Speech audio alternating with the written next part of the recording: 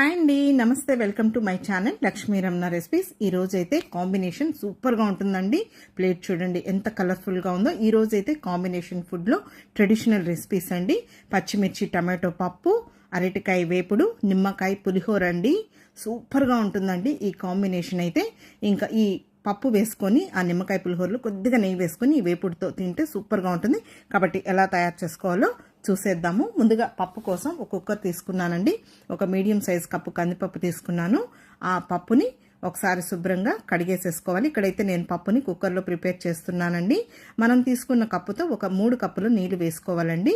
ఇప్పుడు ఒక 8 పచ్చిమిరపకాయల్ని తుంచి వేసేసుకొని, అలాగే ఒక పెద్ద ఉల్లిపాయలో సగం ఉల్లిపాయని చిన్న ముక్కలుగా కట్ చేసి వేసుకొని, 2 మీడియం సైజులో ఉన్న టమాటోల్ని ముక్కలుగా కట్ చేసి వేసేసుకొని, కొద్దిగా పచ్చికరివేపాకు, అలాగే ఒక 1/2 టీ స్పూన్ పసుపు పొడి వేసేసుకోవాలండి. ఉడికించేటప్పుడు మనం ఉల్లిపాయ అలాగే పచ్చి కరివేపాకు వేసుకొని ఉడికించి పచ్చిమిరపకాయలను కూడా తుంచి వేసామంటే ఆ ఫ్లేవర్ అనేది చాలా బాగుంటుందండి. ఇప్పుడు కుక్కర్కి మూత పెట్టేసేసుకొని మీడియం ఫ్లేమ్లో ఒక 3 విజిల్స్ వచ్చే వరకు పప్పుని ఉడికించుకోవాలండి. ఇప్పుడు పప్పుని తీసి ఇంకొక పొయ్యి పైన పెట్టానండి. ఇంకా ఈరోజు నేను వేపుడైతే అరటికాయ వేపుడు చేస్తున్నానండి. ఒక 2 అరటికాయలు తీసుకున్నానండి. పొంత అరటికాయలు అంటాం కదా, అవి. వాటికి పైన ఫుల్గా చెక్కు తీయకూడదండి. లైట్గా చెక్కుంటేనే మనకు వేపుడు అనేది బాగుంటుంది. ఇక్కడ చూడండి, ఈ సైజులో నేను ముక్కలు కట్ చేసి పెట్టేసుకొని ఉప్పు నీళ్ళల్లో వేసి పెట్టాను. ఒక్కొక్కసారి డైరెక్ట్గా కూడా నేను వేపుడు చేసేస్తానండి. కానీ మనం కొద్దిగా ఉడికించుకొని మళ్ళీ వేపుడు చేస్తే కూడా ట్రెడిషనల్ వేలో చాలా బాగుంటుందండి. ఇప్పుడు ముందుగా ఒక గిన్నె తీసుకున్నానండి. ఇంకా ఈ కట్ చేసి పెట్టుకున్న ఈ అరటికాయ ముక్కలనంతా వేసేసుకొని, ఇంకా నేనైతే నీళ్లు వంపనండి కాబట్టి కొద్దిగా నీళ్లు వేసేసుకొని కొంచెం రాళ్ళుప్పు వేసేసుకున్నానండి. ఇప్పుడు స్టవ్ వెలిగించుకోవాలి. ఒకసారి ఇవంతా కూడా కలుపుకోవాలి.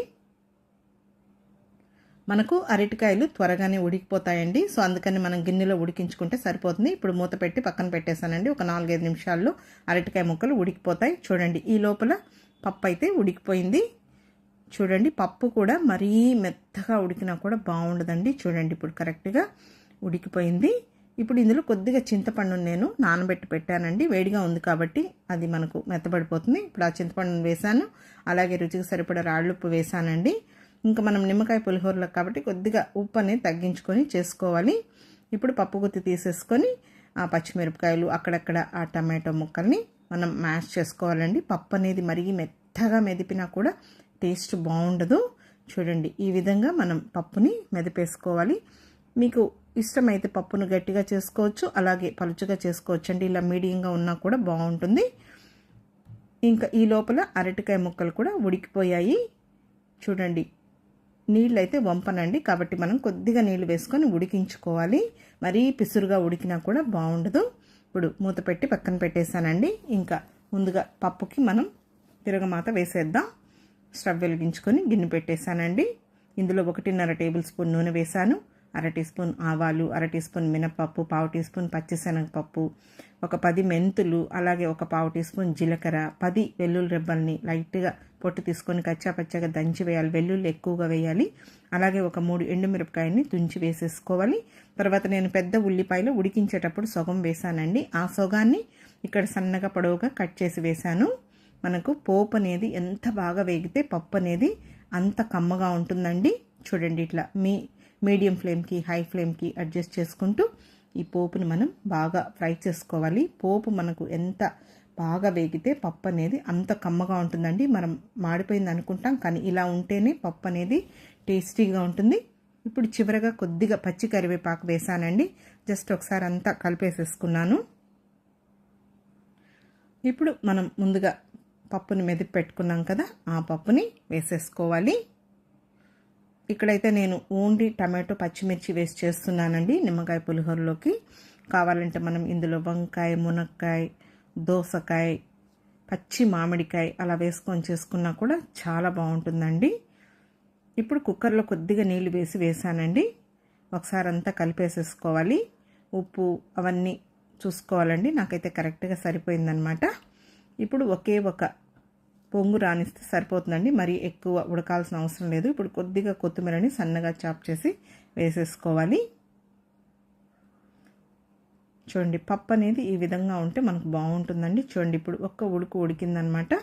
జస్ట్ ఒకసారి అంతా కలిపేసేసుకొని ఇంకా స్టవ్ ఆఫ్ చేసేసుకోవాలి.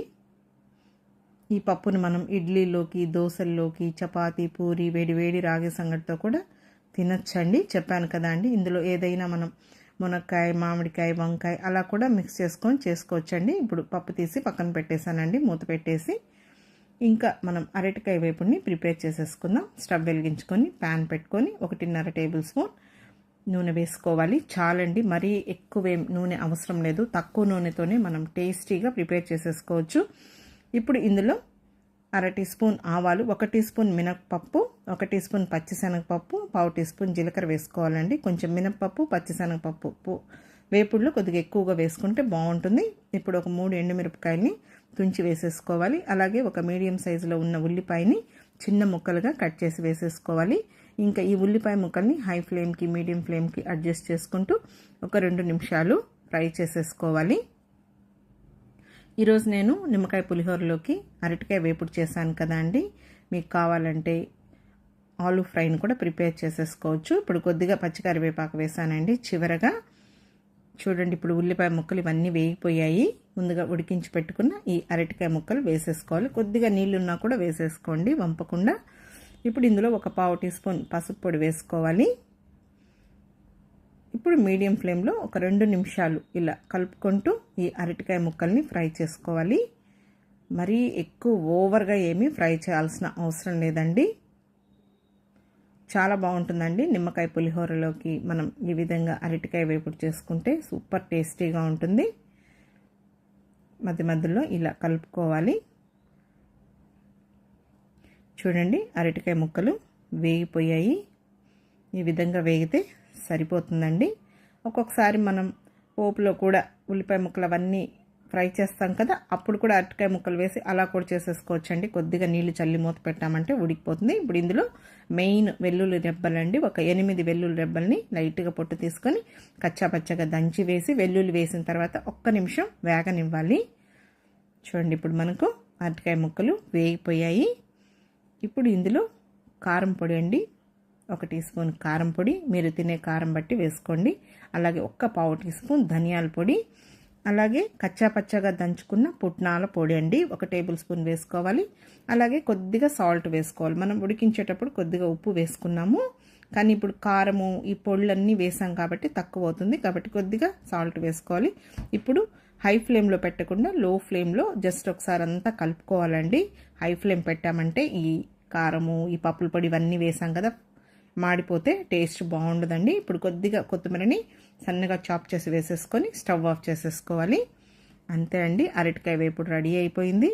అరటికాయ వేపుడుని కూడా మనం చాలా డిఫరెంట్ స్టైల్లో చేసుకోవచ్చు అండి. కొబ్బరి పొడి వేసి చేసుకోవచ్చు, అలాగే పల్లి పొడి వేసి చేసుకోవచ్చు, ఇలా పుట్నాల పొడి వేసి కూడా చేసుకోవచ్చు. ఇంకా నిమ్మకాయ పులిహోర కోసం నేను ఒక 2 మీడియం సైజులో గ్లాసులో ఉన్న బియ్యాన్ని అన్నం ఉడికించి పెట్టేశానండి. అన్నం మరీ మెత్తగా ఉండకూడదు, కొంచెం లెమన్ రైస్కి మనకు పొడి పొడిగా ఉండాలి. అదంతా కూడా నేను చల్లార్చి పెట్టాను. ఇప్పుడు ఈ నిమ్మకాయ పులిహోర ప్రిపరేషన్ చూద్దామండి. స్టవ్ వెలిగించి ప్యాన్ పెట్టాను. అలాగే ఒక 3 టేబుల్ స్పూన్ల నూనె వేసానండి. నూనె వేడెక్కిన తర్వాత ముందుగా మనం పల్లీలను వేయించుకోవాలి. పల్లీలు కరెక్ట్గా వేగితేనే పులిహోరలోకి టేస్ట్ బాగుంటుందండి. ఇప్పుడు ఇందులో ఒక 2 టేబుల్ స్పూన్ల పల్లీలు వేసాను. అవి కొద్దిగా వేగిన తర్వాత ఒక 8 వెల్లుల్లి రెబ్బల్ని పొట్టు తీసి వేసానండి. వెల్లుల్లి వేస్తామండి, బాగుంటుంది. అలాగే 1 టీ స్పూన్ ఆవాలు, 1 టేబుల్ స్పూన్ మినపప్పు, 1 టేబుల్ స్పూన్ పచ్చిశనగపప్పు, అలాగే ఒక 1/2 టీ స్పూన్ జీలకర్ర వేసానండి. కొంచెం పోపు దినుసులు ఎక్కువగా వేసుకుంటే బాగుంటుందండి. ఇప్పుడు మీడియం ఫ్లేమ్లో ఈ పోపు దినుసులంతా కూడా మనం ఇలా కలుపుకుంటూ ఫ్రై చేసుకోవాలి. అవి వేగిన తర్వాత ఇందులో ఒక 4 ఎండుమిరపకాయలని కొనలు తుంచి వేసుకోవాలి. అలాగే ఒక 4-5 పచ్చిమిరపకాయలను కూడా కొద్దిగా సన్నగా పొడవుగా కట్ చేసి వేసుకోవాలండి. ఈ నిమ్మకాయ పులిహోరలో మనం ఈ పచ్చిమిర్చిని అలాగే ఎండుమిరపకాయలని నంచుకొని తింటే బాగుంటుంది. ఇప్పుడు అవంతా వేగిన తర్వాత కొద్దిగా కరివేపాకు వేసాను. అలాగే 1 టీ స్పూన్ పసుపు పొడి, ఇంకా రుచికి సరిపడా సాల్ట్ వేసానండి. జస్ట్ ఇదంతా కూడా ఒకసారి కలుపుకోవాలి. ఇష్టపడే వాళ్ళు ఇంగువ కూడా వేసుకోవచ్చండి. చూడండి, ఇప్పుడు ఇదంతా కూడా మనకు వేగిపోయింది. ఇప్పుడు స్టవ్ ఆఫ్ చేసేసానండి. ఇది కొద్దిగా గోరువెచ్చగా ఉన్నప్పుడు మనం ఈ నిమ్మరసం పిండేసుకోవాలి. కావాలంటే మనం అన్నంలో కూడా నిమ్మరసం కూడా పిండుకోవచ్చండి. ఇప్పుడు ఇలా హోల్స్ ఉన్న గరిటె ఒకటి పెట్టానండి. ఇంకా ఈ నిమ్మకాయల్ని పిండేస్తున్నాను. ఇంకా ఈ రైస్ క్వాంటిటీకి నేను ఒక మీడియం సైజులో ఉన్న 3 నిమ్మకాయలు వేస్తున్నానండి. మరీ పులుపు లేకున్నా కూడా బాగుండదన్నమాట. చూడండి, ఇప్పుడు ఈ నిమ్మకాయలంతా కూడా పిండేశాను. జస్ట్ ఇదంతా ఒకసారి కలిపేసేసుకోవాలి. ఇలా మనం పులుసును కూడా తయారు చేసి పెట్టుకొని మనకి ఎప్పుడు కావాలన్నా అప్పుడు నిమ్మకాయ పులిహోరని కలుపుకోవచ్చండి. ఇప్పుడు ఈ రైస్లో నేను ఈ తయారు చేసి పెట్టుకున్న ఇదంతా కూడా వేసేసానండి. ఇంకా ఆ పెనంలో కొంచెం నూనె అదంతా ఉంటుంది కాబట్టి కొద్దిగా రైస్ని తీసేసుకొని ఈ పెనంలో ఇలా కలిపి వేసేస్తున్నానండి. నిమ్మకాయ పులిహోరను కూడా మనం అల్లం, వెల్లుల్లి, పచ్చిమిర్చి అవన్నీ కూడా మనం కచ్చా పచ్చగా దంచి నువ్వుల పొడి వేసి అలా కూడా చేయొచ్చండి. ఇలా సింపుల్గా కూడా మనం టేస్టీగా ప్రిపేర్ చేసేసుకోవచ్చు. జస్ట్ ఇప్పుడు ఇదంతా కూడా ఒకసారి బాగా కలిపేసేసుకోవాలండి. ఇంకా మనం పులుపు, సాల్ట్ సరిపోయిందో లేదో చూసి తక్కువైతే వేసుకోవచ్చు. ఇప్పుడు ఇందులో చివరగా కొంచెం 1 టేబుల్ స్పూన్ కచ్చా పచ్చగా దంచుకున్న పప్పుల పొడి అండి, పుట్నాల పొడి వేస్తే చాలా కమ్మగా ఉంటుందండి. అన్నీ కూడా బ్యాలెన్స్డ్ అవుతాయన్నమాట. కొద్దిగా కొత్తిమీరని సన్నగా చాప్ చేసి వేసేసుకోవాలి. అంతే అండి, నిమ్మకాయ పులిహోర రెడీ అయిపోయింది. మీలో ఎంతమందికి ఈ నిమ్మకాయ పులిహోర ఇష్టమో కామెంట్ సెక్షన్లో తెలపండి. ఒకసారి తప్పకుండా మీరు ఈ కాంబినేషన్ని ట్రై చేయండి. ఏదైనా మనం ఫెస్టివల్స్ అలా వచ్చినప్పుడు ఈ విధంగా మనం చేసుకోవచ్చండి. ఇప్పుడు మనం డిష్ అవుట్ చేసేసుకుందాం. ముందుగా ఒక ప్లేట్ పెట్టేశానండి. పప్పు కోసం 1 కప్పు పెట్టాను. పచ్చిమిర్చి టమాటో పప్పు అండి, సూపర్గా ఉంటుందన్నమాట. ఈ నిమ్మకాయ పులిహోరలో వేసుకొని తింటే ఒక్కొక్కసారి మేము పల్లి పచ్చడిని కూడా కాంబినేషన్గా చేస్తూ ఉంటామండి. అలాగే అరటికాయ వేపుడు అండి, సూపర్ కాంబినేషన్ అనమాట. చెప్పాను కదా అండి, ఇదే విధంగా చేసుకొని మనం ఆలు ఫ్రైని కూడా ప్రిపేర్ చేసేసుకోవచ్చు. కావాలంటే పాపడ్స్ కూడా ఫ్రై చేసుకొని తినచ్చండి, చాలా బాగుంటుంది. ఇప్పుడు నిమ్మకాయ పులిహోరని వేస్తున్నానండి. కాబట్టి టైం ఉన్నప్పుడు మీరు ఈ కాంబినేషన్ని ఒకసారి తప్పకుండా ట్రై చేయండి. చాలా అంటే చాలా బాగుంటుంది. ఎవరైనా మన ఇంటికి చుట్టాలు వచ్చినప్పుడు కూడా మనం ఈ కాంబినేషన్ని ప్రిపేర్ చేయొచ్చు. కాబట్టి చూసారు కదా అండి, పచ్చిమిర్చి టమాటో పప్పు, అరటికాయ వేపుడు, నిమ్మకాయ పులిహోర. కొద్దిగా నెయ్యి వేసుకొని తినండి, సూపర్గా ఉంటుంది. నేను చాలా రకాల కాంబినేషన్ ఫుడ్స్ని వీడియోస్ పోస్ట్ చేశాను. ఇది కూడా నచ్చితే లైక్ చేయండి, షేర్ చేయండి. ఇంకొక మంచి వీడియోతో మళ్ళీ కలుద్దాం. నమస్తే అండి.